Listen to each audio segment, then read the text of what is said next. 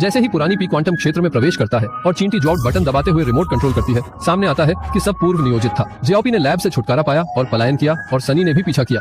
जियाओपी ने दौड़ते हुए गियर बदला और एक्सेलरेटर दबाकर पूंछ को घुमाया।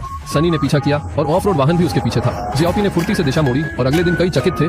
माजिया गांव की सड़कों पर एक पुरुष और एक महिला सड़क पर हर जगह पेशाब कर रहे थे। उन्होंने छोटे बैचों में डार्ट्स चलाए जिससे प्रतिद्वंद्वी की मोटरसाइकिल को खिलौने में बदल दिया गया। उन्होंने दाईं ओर से एक गोली चलाई लेकिन टेढ़ी हो गई जिससे लाओ ली की कार एक फिगर में बदल गई। अचानक लोहे के अंडे कार में घुस गए और प्रयोगशाला छीन लिया। अलग मदद करने के लिए पहुंचे और सीधे बड़े हो गए और चेहरे पर मुक्का मारा। लिटिल बी ने प्रयोगशाला छीनने का अवसर लिया। परिणाम स्वरूप सनी की आत्मा बनी हुई थी और उसने एक और चाल के साथ पकड़ लिया। मंटेज शिकारी पागल पीछे है।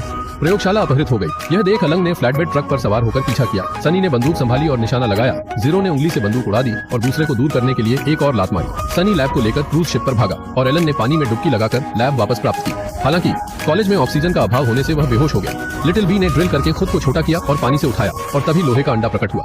रिमोट कंट्रोल की सहायता से लैब को स्थल पर महत्वपूर्ण बनाए। क्वांटम टनल खुली और जेन की क्वांटम ऊर्जा निकालना शुरू हुई। इस बीच ओल्ड पी सफलतापूर्वक सूक्ष्म स्तर पर सिमटा क्वांटम क्षेत्र में दाखिल हुआ और जेन को पाया जो 3 दशकों से फंसा हुआ था और उसे यथार्थ में लौटाया। हालांकि लोहे का अंडा ऊर्जा निकाल रहा था, जेन वर्जित हो गया था। सौभाग्य से लिटिल बी और अलंग ने समय पर पहुंचकर ऊर्जा को बंद किया और रक्त विस्फोट ने जल्दबाजी में इसे ठहराया। इसी वक्त पुराना कमरबंद जेन के साथ लौट आया। हार्डकोर के पास बचने का मौका नहीं था और वह सीधे उड़ान भरा और जियाओपी को आखिरकार उसकी मां मिली।